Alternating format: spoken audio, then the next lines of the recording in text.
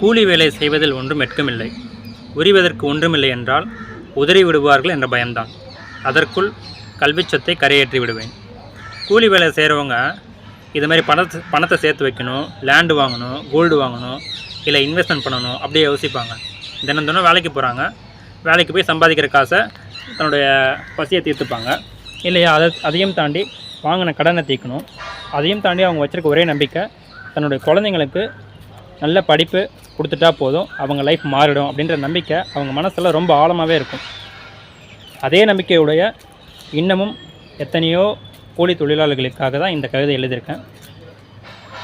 கூலி வேலை செய்வதில் ஒன்றும் வெட்கமில்லை, உரிவதற்கு ஒன்றுமில்லை என்றால் உதறி விடுவார்கள் என்ற பயம்தான்.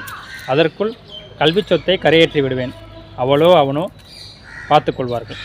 இதே மாதிரி யதார்த்தமான கவிதையுடன் யதார்த்தமான சந்திப்பில் மீண்டும் சந்திப்போம். அதுவரை நன்றி, வணக்கம்.